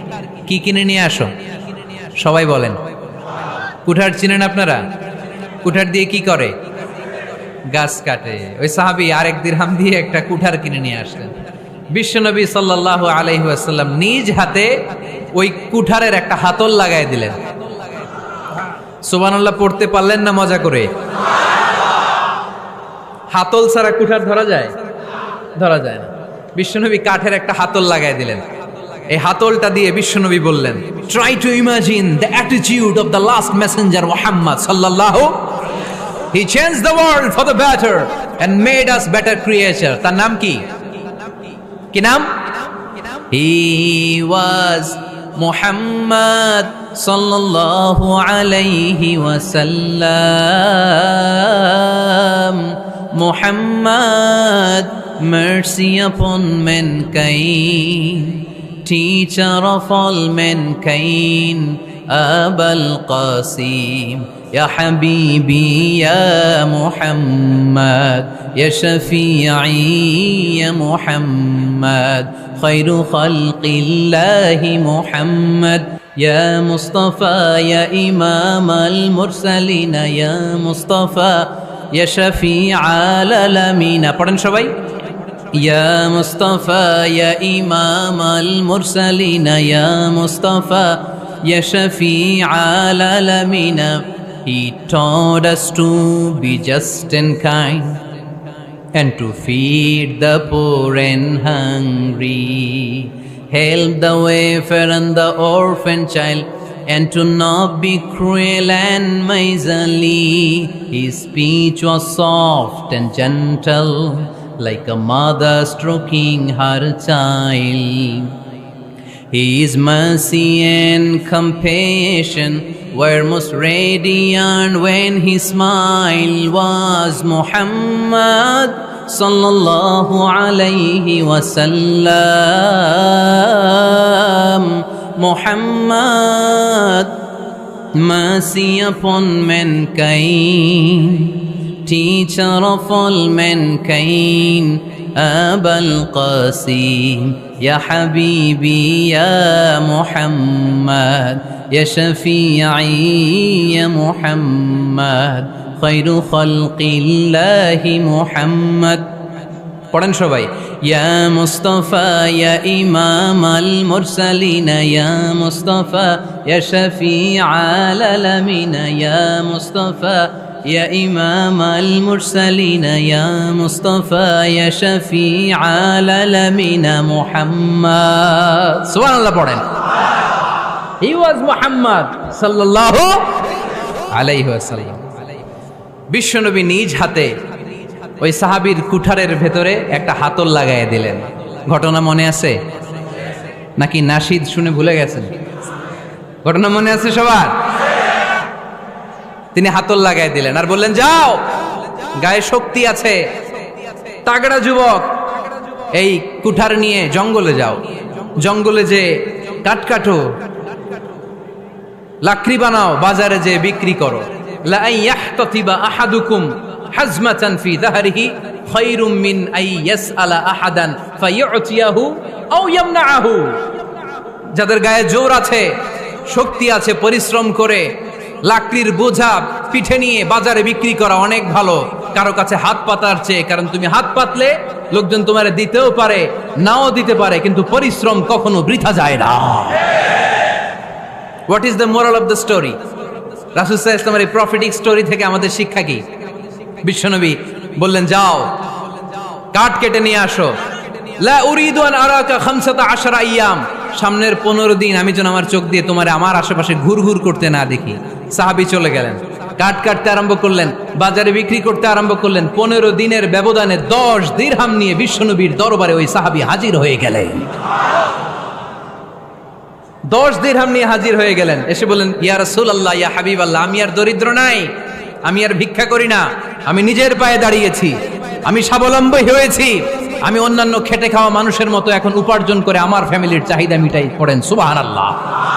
What is the moral of the story? এই প্রফেটিক স্টোরি থেকে আমাদের জন্য শিক্ষা হচ্ছে, বিষ্ণু ইসা ইসলাম চাইলেই ওই 2 দিরহাম দিয়ে বলতে পারতেন, যাও, এটা দিয়ে খাবার কিনে খাও। দুপুরবেলা খাইতো, রাত্রেবেলা আবার জাকাতের লাইন ধরতো। কথা কন? তার মানে বিষ্ণু ইসা ইসলাম কাজের প্রতি উৎসাহিত করেছেন। 2 নম্বর লেসন বা শিক্ষা হচ্ছে, বিশ্বনবী সাল্লাল্লাহু আলাইহি ওয়াসাল্লাম পার্মানেন্ট সলিউশন করে দিয়েছেন, স্থায়ী সমাধান। ঠিক কিনা? আমরা প্রায় জাকাতের শাড়ি দেই, লুঙ্গি দেই, আছে না নাই? আলহামদুলিল্লাহ, আপনাদের গাজীপুরে বোধহয় এগুলো নাইটাই, এখানে নাই, আছে? যদি থেকে থাকে এই ট্র্যাডিশন আপনারা বন্ধ করবেন। জাকাতের শাড়ি বলতে কোনো শাড়ি নাই, জাকাতের লুঙ্গি বলতে কোনো লুঙ্গি নাই।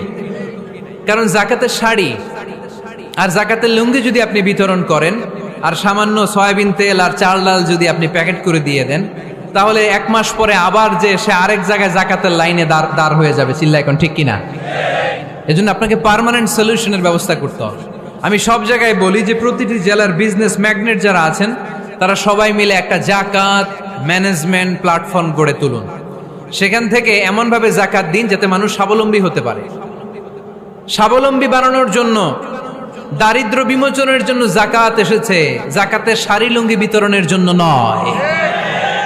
আর জাকাতের শাড়ি এত পাতলা, মশারি কি পাতলা, এর চেয়েও পাতলা। দেখছেন কখনো?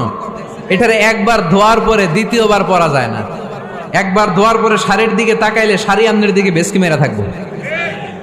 কথা বলেন, ঠিক কিনা? এইভাবে শাড়ি লুঙ্গি দেয়া যাবে? এভাবে তো শাড়ি লুঙ্গি বিতরণ করলে যারা লাইন ধরে জাকাত নিতে আসলো, এই আল্লাহর বান্দাদেরকে অপমান করা হয়। আর আল্লাহ বললেন, ওয়ালাকাদ কাররামনা বানি আদম, আমি পুরো বানি আদমকে সম্মানিত করেছি। ফেরেশতার সম্মান বেশি না মানুষের? বুঝা শুনে বললেন, কার?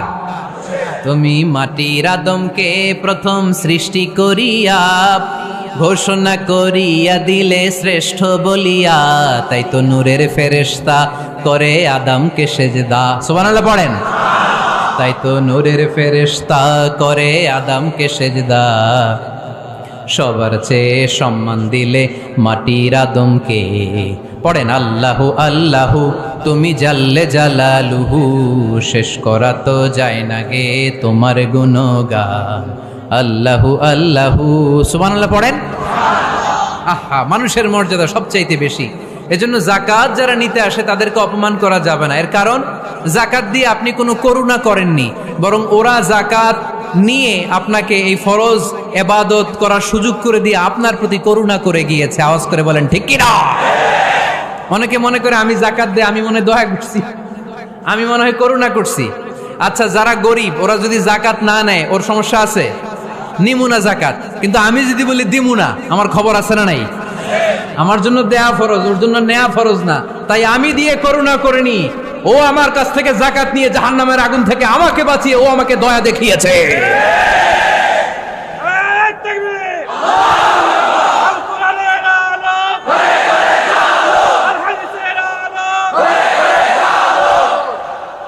এজন্য যাকাত দারিদ্র বিমোচনের জন্য। কিভাবে যাকাত দিবেন?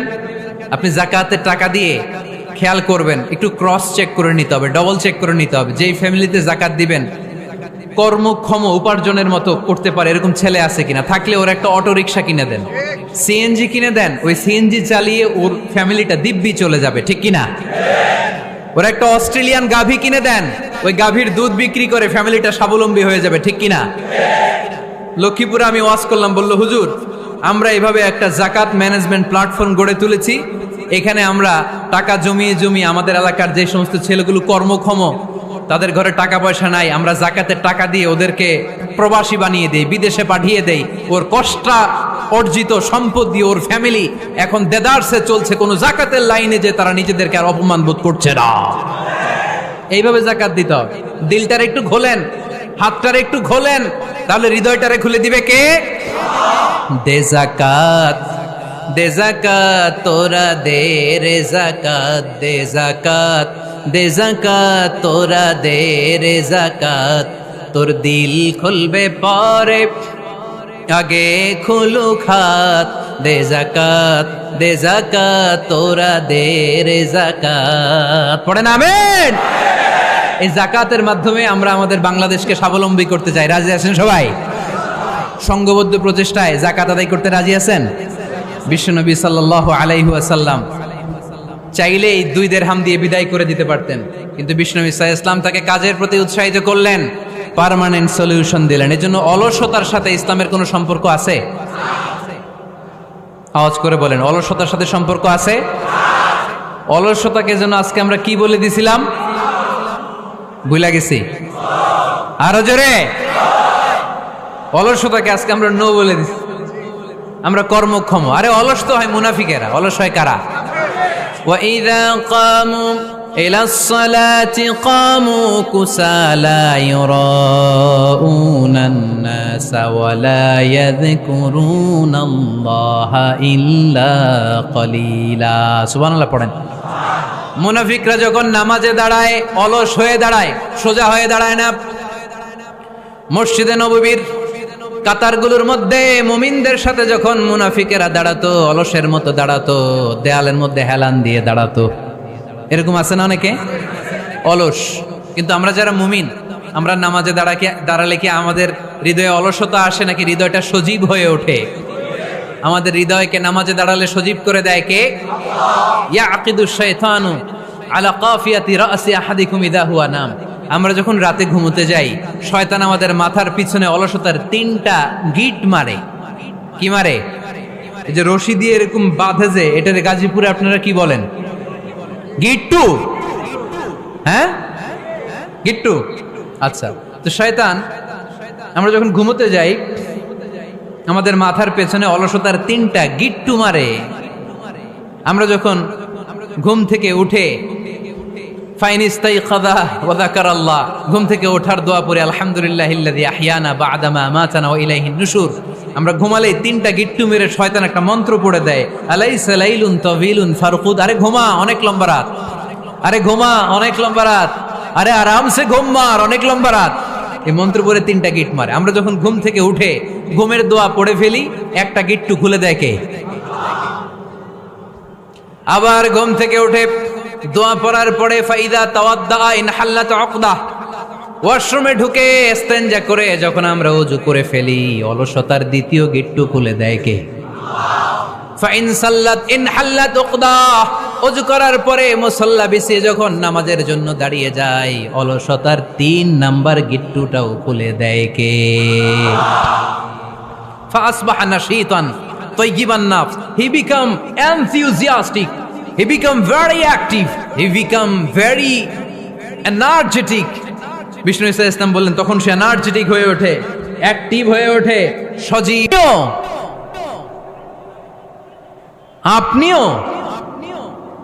আপনিও ছাগল চড়িয়েছেন? বিষ্ণু বললেন নাম, নাম আমিও। ওয়া ইন্নী কুনতু আরআহা আলা কারারিতি আহলি মক্কা, আমি তো অল্প কিছু পারিশ্রমিকের বিনিময়ে মক্কা শহরের লোকদের ছাগলগুলো চড়িয়ে দিতাম। সুবহানাল্লাহ বলতে অনেক কষ্ট হয়েছে। বিশ্বনবী ছাগল চড়িয়ে খেতেন। কি নবী ছিল আমার! আহা, এত সুন্দর মানুষ, এত পরিচ্ছন্ন মানুষ, ছাগল চড়াতেন। অহংকার করতেন না, বিশ্বনবীর অহংকার ছিল না। সুবহানাল্লাহ পড়েন। শুধু কি বিশ্বনবী, সব নবীকে দিয়ে আল্লাহ ছাগল চড়িয়েছেন। কারণ ছাগল হচ্ছে খুব টেরা একটা প্রাণী, তাই না? ছাগল এত টেরা, ছাগলের গলার রশি ধরে যদি আপনি ডানে টান দেন, এটা কোন দিকে যাবে? বায়ে টান দিলে, সামনে টানলে, পিছনে টানলে পারা যায় কিছু? ভাবলেন সারা সপ্তাহ ব্যস্ত থাকে, আজকে আমার ছুটি, আমিও গোসল করি, এটারও গোসল করাই। রশি ধরে আপনি পুকুরে নামাবেন, এটা ওর বাপের কিরা এমনি দাঁড়াবে, ঠিক কিনা? ওরে টেনে নামানো যায় না। এর কারণ ওর নাম কি? কথা কয় না। এজন্য আমরা বলি পাগলে কিনা কয়, ছাগলে কিনা খায়। ও বুঝে না তো, ওর ভালো চাইলে ও বুঝতে চায় না। আল্লাহ বুঝাতে চাইলেন নবীরা ছাগল চড়াও, সবচেয়ে টেরা প্রাণী। ছাগল চড়ায় তোমাদেরকে ট্রেনিং পিরিয়ড শেষ করছি, কারণ এরপরেও ছাগলের চেয়ে আরেকটা টেরা প্রাণী আছে, মানব জাতি, এদেরকে চড়াইতে হবে। যদিও মানুষ আশরাফুল মাখলুকাত, কিন্তু মানুষের মধ্যে ছাগলের চেয়ে টেরা কিছু আছে না নাই? উলাইকা কাল আনআম বাল হুম আদাল, এরা ছাগল নয়, এগুলো ছাগলের চেয়েও নিকৃষ্ট। চিল্লায় বলেন ঠিক কিনা?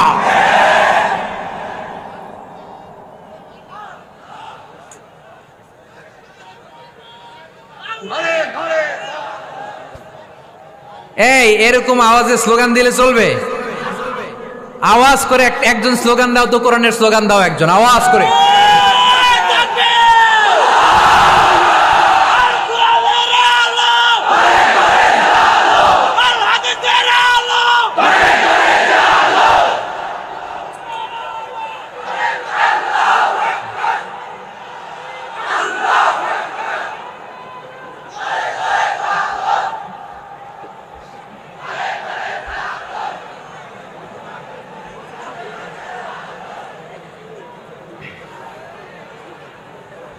ঘুম চলে গেছে না? হ্যাঁ, এখনো আছে। আওয়াজ তুলে পড়েন লিল্লাহে তাকবীর, লিল্লাহে তাকবীর, লিল্লাহে তাকবীর। সব নবীরা ছাগল চড়িয়েছেন।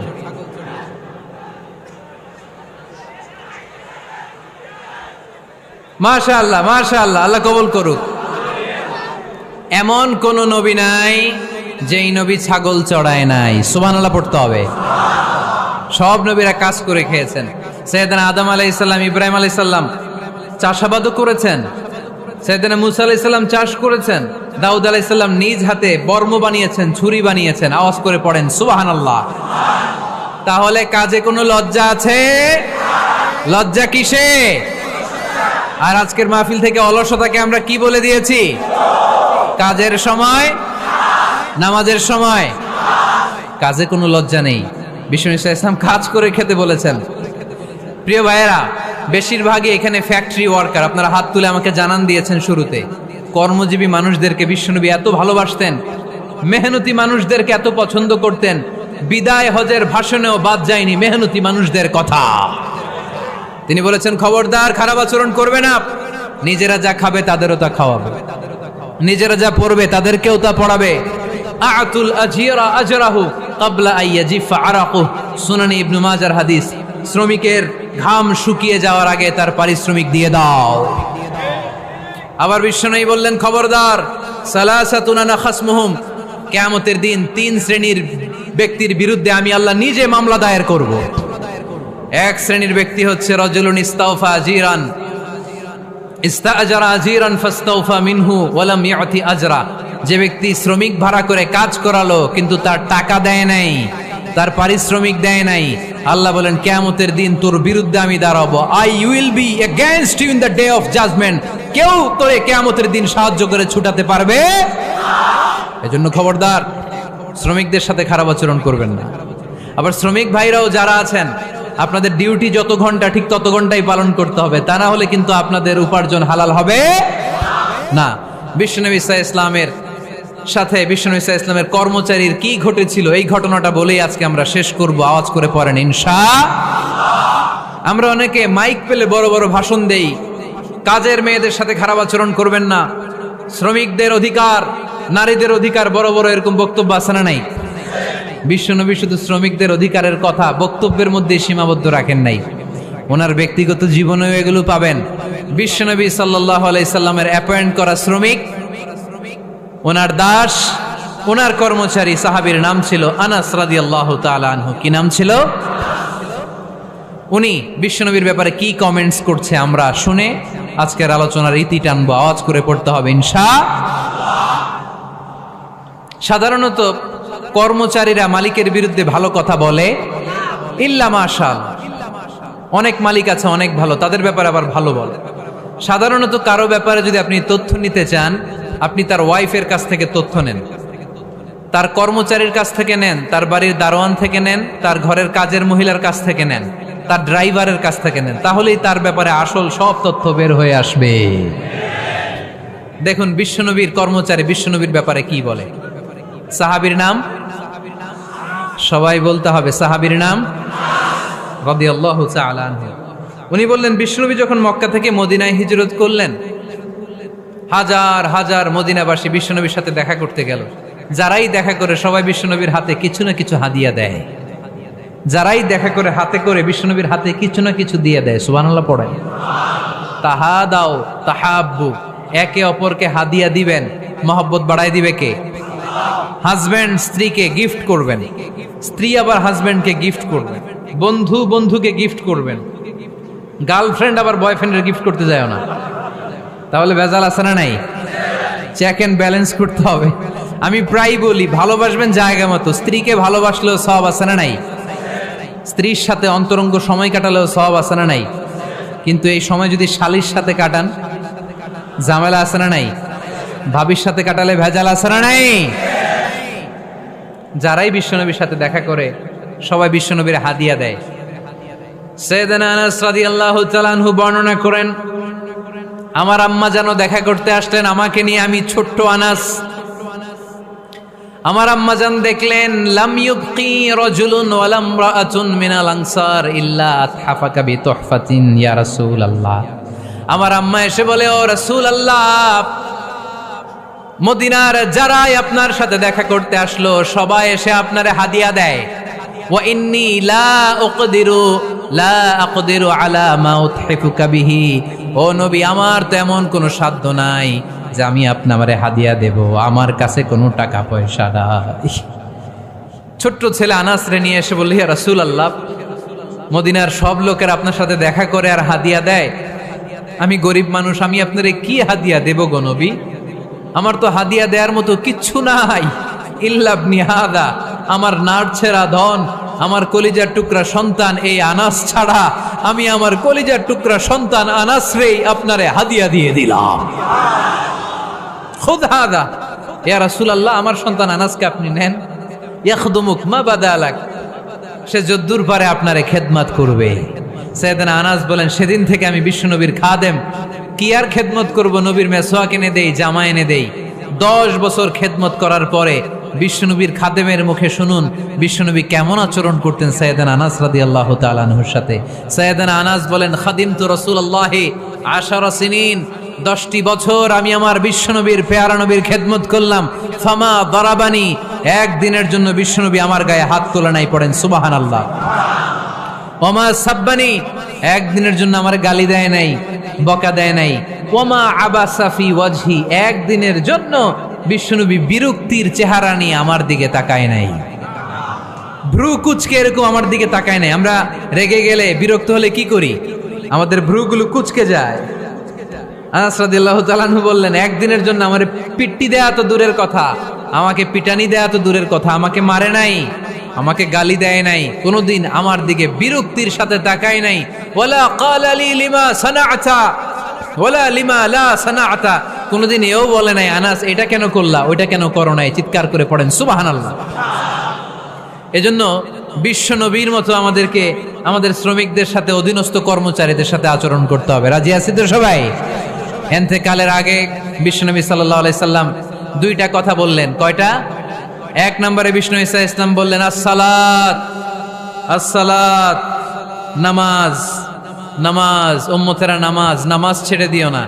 দুই নম্বরে বিশ্বনবী বললেন ওয়ামা মালাকাত আইমানুকুম, খবরদার অধীনস্থ কর্মচারীদের সাথে খারাপ আচরণ করো না। আমরা খুব দুঃখের সাথে লক্ষ্য করেছি, পত্রপত্রিকায় এসেছে মানবাধিকার কর্মী, নারী আন্দোলনের কর্মী মাইক পেলে বড় বড় ভাষণ দেয়, আপনারা কর্মীদের সাথে ভালো আচরণ করবেন, কাজের মেয়েদের সাথে ভালো আচরণ করবেন, কিন্তু ওদের বাড়িতে এই কাজের মেয়েরা নির্যাতিত হয়। চিল্লায় বলেন ঠিক কিনা? আহা, পত্রিকার রিপোর্ট দেখে অবাক লাগে। খুন্তি দিয়ে চুলায় লোহা গরম করে পিঠে শেক মেরেছে, এরকম আছে না নাই? বিশ্বনবী সাল্লাল্লাহু আলাইহি সাল্লাম বলেছেন খবরদার, কিয়ামতের দিন তাদের বিরুদ্ধে আল্লাহ মামলা দায়ের করবে। আমরা যেন কখনো আমাদের অধীনস্থ কর্মচারীদের সাথে খারাপ আচরণ না করি। আল্লাহ তুমি তৌফিক দাও, আমরা পড়ি আমিন।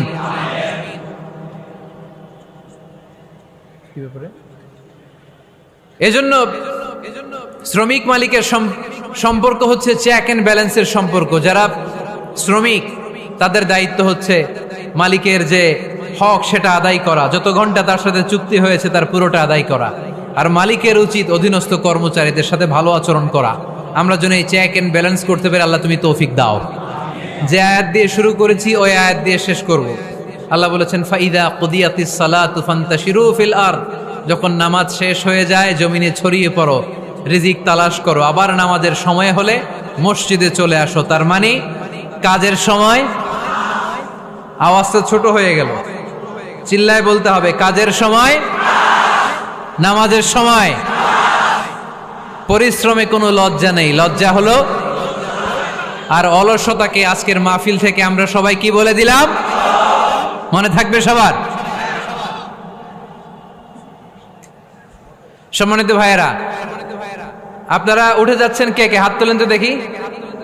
আলহামদুলিল্লাহ, বসেন, কেউ উঠবেন না।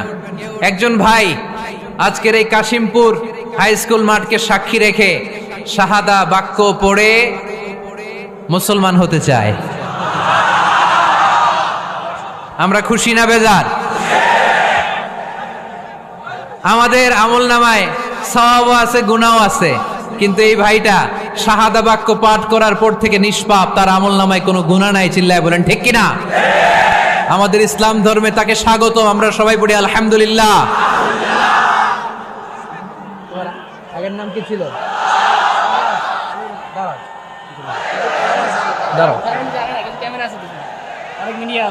তুমি কি কেউ প্রেসার দিচ্ছে মুসলমান হওয়ার জন্য? তাহলে মিডিয়ার সামনে ভয় পাচ্ছ কেন? তাহলে সিদ্ধান্ত নিয়ে পরে মুসলমান হও। আজকে হতে চাও? এফিডেভিট করাবা কখন? কালেমা পড়ার পর আমি খাতনা করে ফেলবো আপনার দায়িত্বে। হ্যাঁ, আমি আমার দায়িত্ব নিয়েছি।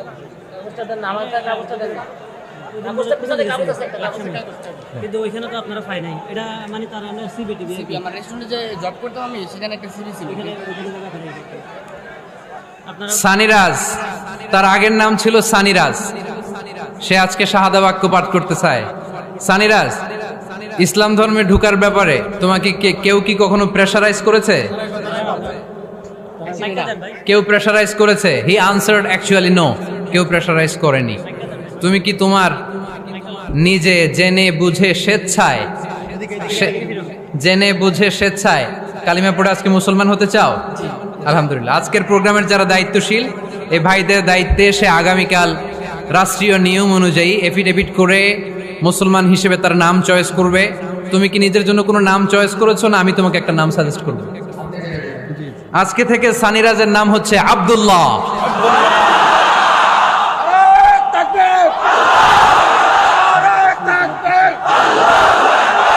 ওই হাতে ধরো। বিশ্বনবী মুস্তাফা আমার নেতা তোমার নেতা আল্লাহু আকবার। আলহামদুলিল্লাহ, সানি রাইসকে মুসলমান হওয়ার জন্য কেউ প্রেশারাইজ করেনি। এজন্য শাহাদা বাক্য পাঠ করানোর আগে এটা জিজ্ঞেস করা আমি জরুরি মনে করেছিলাম। লা ইকরাহা ফিদ্দিন, ইসলাম ধর্মে কোনো জবরদস্তি নাই। সে কনভিন্সড হয়ে ইসলামের সুমহান ছাতার নিচে, ছায়ার নিচে সে আসতে চায়। সে নাম পছন্দ করেছে আব্দুল্লাহ। আপনাদেরকে সাক্ষী রেখে সে আমার সাথে এখন শাহাদা পড়বে। তুমি পড়ো, আশহাদু আল্লাহ ইলাহা ইল্লাল্লাহ ওয়া আশহাদু আন্না মুহাম্মাদান আবদুহু ওয়া রাসূলুহু। আমি সাক্ষ্য দিচ্ছি যে আল্লাহ ছাড়া কোনো মাবুদ নাই, ইলাহ নাই, উপাস্য নাই। আমি আরো সাক্ষ্য দিচ্ছি নিশ্চয় মুহাম্মাদুর রাসূলুল্লাহ সাল্লাল্লাহু আলাইহি ওয়াসাল্লাম আল্লাহ তাআলার বান্দা এবং প্রেরিত রাসূল। আমরা আওয়াজ করে পড়ব আল্লাহু আকবার, আল্লাহু আকবার, আল্লাহু আকবার। বারাকাল্লাহু ফিক, বারাকাল্লাহু ফিক। আমার একটা ঘোষণা আছে, ওনার চাকরি আমার ম্যানিফেস্ট দিতে হবে।